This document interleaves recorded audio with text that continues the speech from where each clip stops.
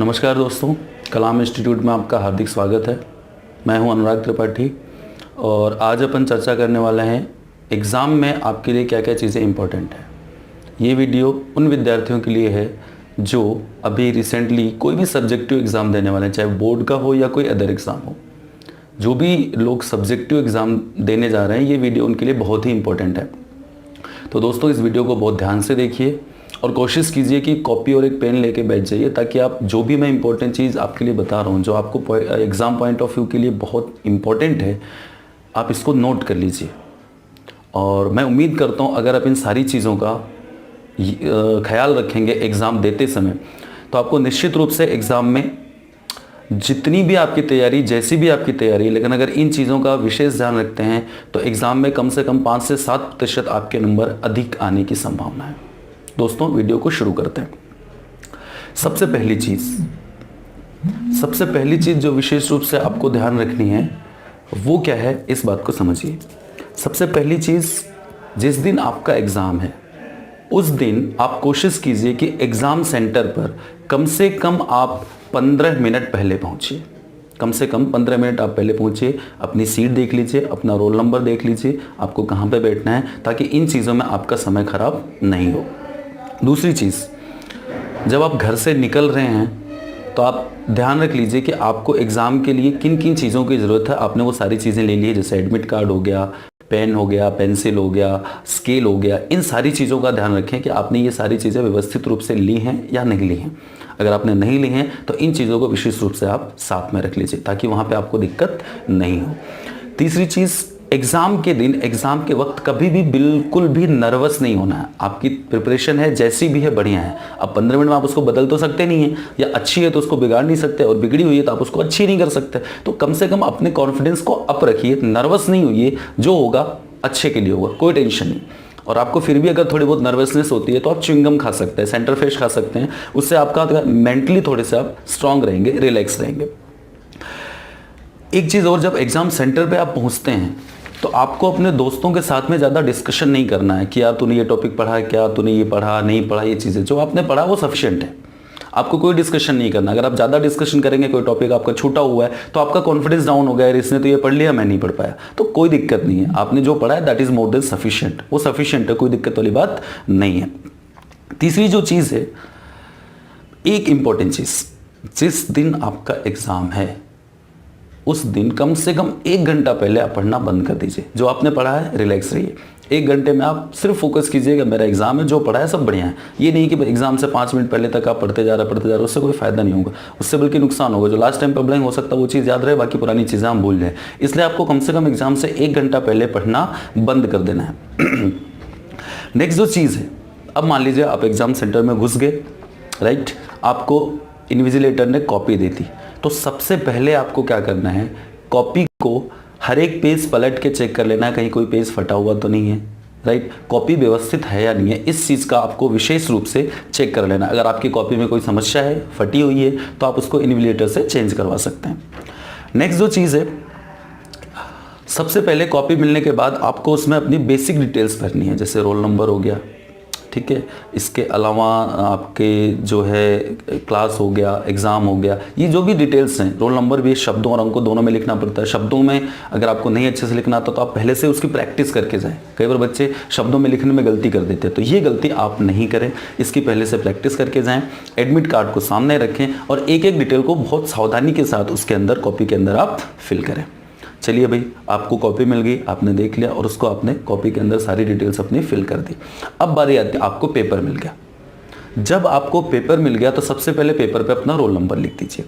Paper पे आपने roll number लिख दीजिए। उसके बाद में शांति के साथ बैठ के पूरा पेपर आपको अच्छे से पढ़ना है। 15 मिनट जो आपको एक्स्ट्रा मिलते हैं इसलिए मिलते हैं कि आप पेपर को पढ़ सके। पूरे पेपर को आपको शांति के साथ पढ़ना है और सबसे पहले सोचना है कि किस किस प्रश्न के उत्तर आपको अच्छे से आते हैं और उस पर टिक करते हुए जाना है कि इस प्रश्न का उत्तर मेरे को अच्छे से आता है। और प्रश्न का उत्तर आने का मतलब नहीं क्वेश्चन पढ़ लिया और हाँ हमें तो आता है, नहीं। आराम से शांति से 2-4 पॉइंट उस प्रश्न के उत्तर के जो भी हैं उसको अपने दिमाग में एक बार रिवाइज कर लीजिए। हाँ याद है, अच्छे से याद है, ठीक है। तो उन प्रश्नों के उत्तर आपको पहले लिखने हैं, इसलिए आप सबसे पहले क्या करेंगे, प्रश्नों को टिक कर लेंगे कि ये प्रश्न मेरे को बहुत अच्छे से आते हैं। अब जब आप लिखना शुरू करें तो सबसे पहले आपको यही काम करना है, जो प्रश्न आपने टिक किए हैं, जो प्रश्न आपको बहुत अच्छे से आते हैं, सबसे पहले आपको उन्हीं के उत्तर देने हैं। पहली टिप, एग्जाम के टाइम लिखना कैसे है, उसकी जो पहली टिप मेरी ये है कि सबसे पहले आपको उन्हीं प्रश्नों के उत्तर लिखने हैं जो आपको बहुत अच्छे से आते हैं, राइट। और आपको एक चीज का विशेष ध्यान रखना है कि पहले 4 पेज में कोई गलती नहीं करनी है, गलती से भी कोई गलती नहीं करनी है। और ये तभी होगा जब आप केवल उन्हीं प्रश्नों के उत्तर पहले लिखेंगे जो प्रश्न आपको बहुत अच्छे से आते हैं। अगर आप वो क्वेश्चन पहले करेंगे जो आपको नहीं आते हैं तो फिर गलती होगी। तो इसलिए आपको शांति से सोच के उन्हीं क्वेश्चंस के आंसर देने जो आपको बहुत अच्छे से आते हैं।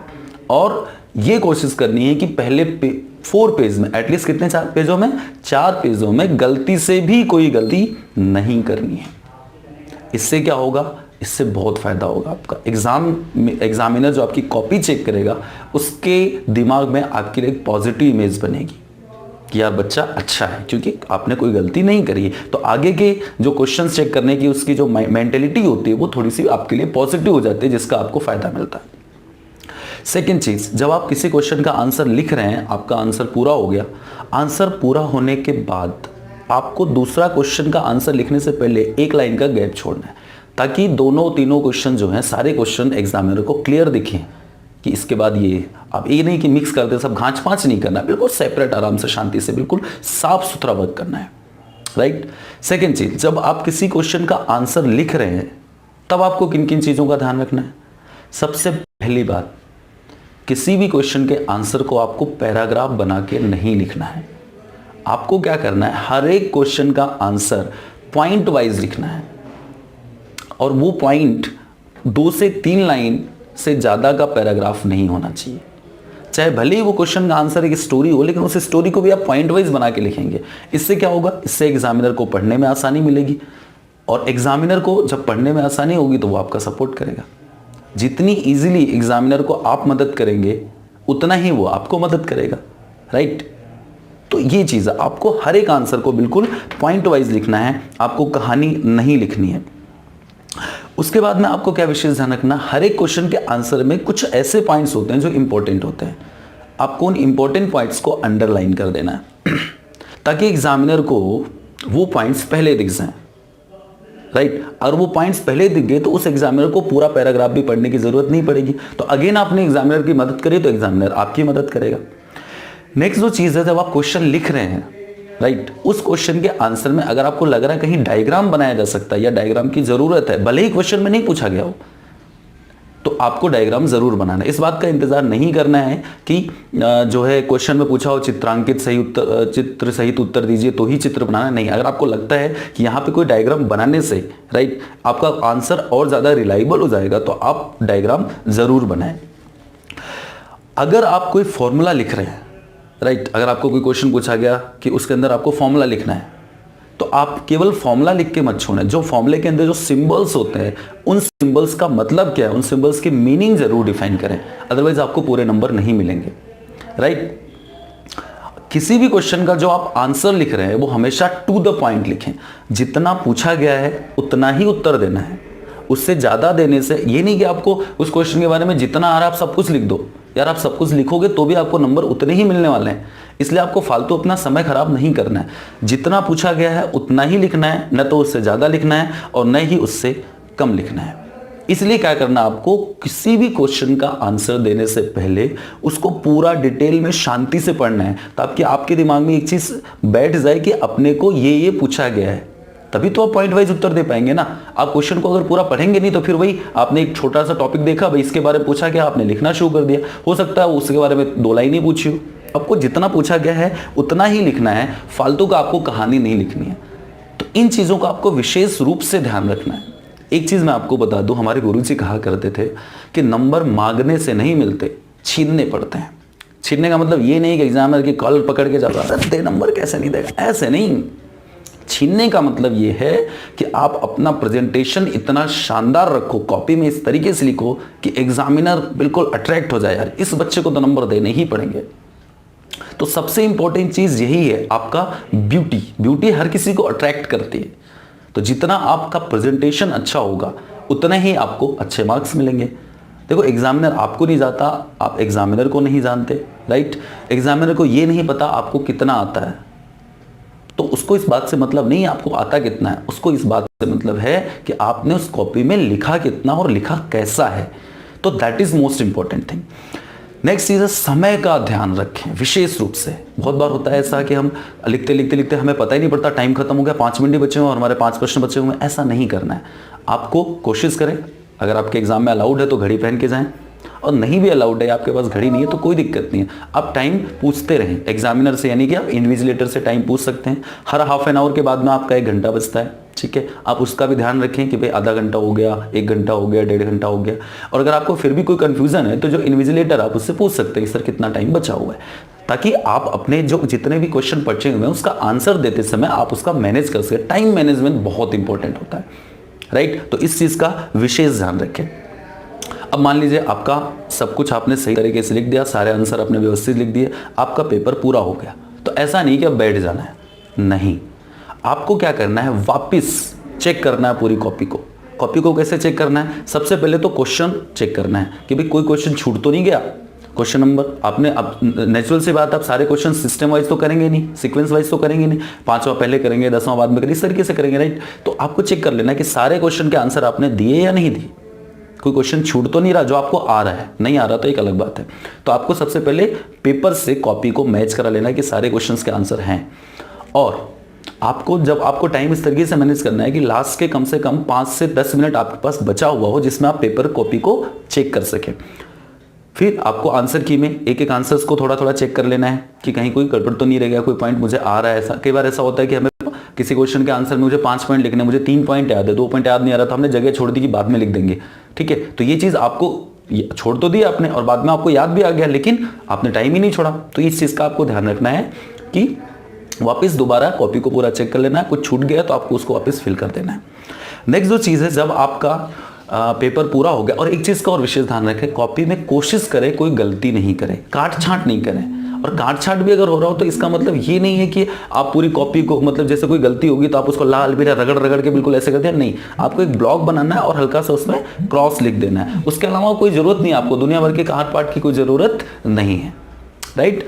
नेक्स्ट चीज, अगर आपको कोई रफ वर्क करना है तो या तो आप कॉपी के लास्ट जो पेज होता है, बिल्कुल लास्ट पेज जो होता है, जैसे मान लीजिए ये आपकी कॉपी है, ठीक है, ये कॉपी है, तो ये वाला जो पेज है, लास्ट वाला जो पेज है, आप उस पर रफ वर्क करें। ऊपर लिखने रफ, उसको एक बार पूरे पेज को क्रॉस कर दे, अब उसमें आप रफ वर्क करें तो एग्जामिनर को पता रहेगा ये रफ वर्क है।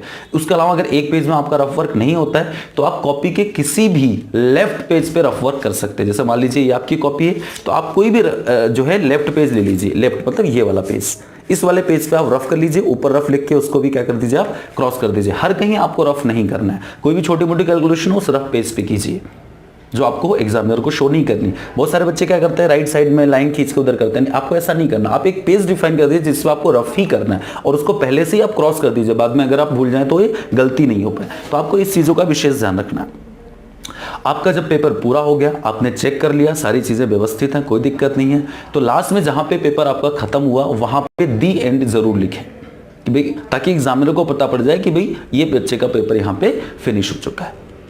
तो दोस्तों, इन सारी चीज़ों का आपका एग्जाम में ध्यान रखना है, और अगर आप इन सारी चीज़ों को व्यवस्थित तरीके से बिल्कुल दिमाग में बिठा के ध्यान रखेंगे तो आपको डेफिनेटली, मैं गारंटी के साथ कह सकता हूं, आपके नंबर, आप उतनी ही पढ़ाई करके 5 से 7% नंबर ज़्यादा ला सकते हैं। और हाँ, एक इंपॉर्टेंट चीज़ और, जब आपका पेपर खत्म हो गया, आप बाहर निकलते आप डिस्कशन करना शुरू कर देते, अरे यार मेरे को तो ये नहीं आया, मेरे को वो नहीं आया। नहीं करना है। उससे क्या नुकसान होगा? फायदा तो कुछ है ही नहीं, क्योंकि पेपर तो खत्म हो चुका है। नुकसान क्या होगा, अगर आपका कुछ सही नहीं किया, आपने कुछ गलत किया तो आप टेंशन में आएंगे, ठीक है, दिमाग पे लोड पड़ेगा। उसकी वजह से क्या होगा, आपका अगला पेपर बिगड़ने की संभावना और बढ़ जाएगी। इसलिए आपने जो पेपर दे दिया, कोई भी बाहर पूछा कैसा हुआ, बढ़िया हुआ, भी एक भी आपका खराब भी हुआ पेपर तो भी आपको यही बोलना है, बहुत अच्छा हुआ, शानदार पेपर, मजा आ गया भाई, इससे बढ़िया पेपर तो आ ही नहीं सकता था, मेरे तो अब तक लाइफ में ऐसा कोई पेपर नहीं हुआ, बहुत शानदार पेपर हुआ, मजा आ गया, मेरे तो बहुत अच्छे नंबर आने वाले हैं। बिल्कुल आपको यही कॉन्फिडेंस रखना है। याद रखो, अगर आपकी सोच, आप कोई भी इंसान अपनी सोच से आगे नहीं बढ़ सकता। अगर आपकी सोच होगी यार मेरा पेपर बिगड़ गया, तो 100% आपका बिगड़ गया है वो, चाहे आपने कितना ही सी लिखा हो। लेकिन अगर आप इस कॉन्फिडेंस रहोगे, नहीं मेरा पेपर तो बहुत अच्छा हुआ है, तो निश्चित रूप से आपकी वो चीज़ अच्छी होगी। ठीक है, तो दोस्तों अच्छे से आप प्रिपेयर कीजिए। मेहनत कीजिए और अच्छे तरीके से लिखिए। सिर्फ मेहनत से नंबर नहीं आते, नंबर आते हैं सही तरीके से लिखने से, जो मैंने आपको तरीके बताए लिखने के। अब इस तरीके से लिखेंगे तो निश्चित रूप से आपको आपके जो एक्सपेक्टेशन है उससे अच्छे नंबर अवश्य मिलेंगे। उम्मीद करता हूं आपको दोस्तों ये वीडियो पसंद आया होगा। अगर आप ये वीडियो फेसबुक पे देख रहे हैं तो हमारे पेज को लाइक कीजिए और इस वीडियो को अधिक से अधिक शेयर कीजिए, ताकि ये जो चीज़ें हैं ये आपके दोस्तों को भी पता पड़ सके और उनका भी जो है पेपर अच्छा जा सके। अगर आप ये वीडियो यूट्यूब पे देख रहे हैं तो हमारे चैनल को सब्सक्राइब कीजिए, बेल आइकन को दबा लीजिए ताकि आपको नोटिफिकेशन मिलती रहे। हम इस तरीके के अच्छे वीडियोस डालते रहते हैं। तो उम्मीद करता हूं सारी चीज़ें आप समझ गए होंगे और आप इस चीज़ पे एक्ट ज़रूर करेंगे। So friends, all the best for your exams, keep it up, all the best.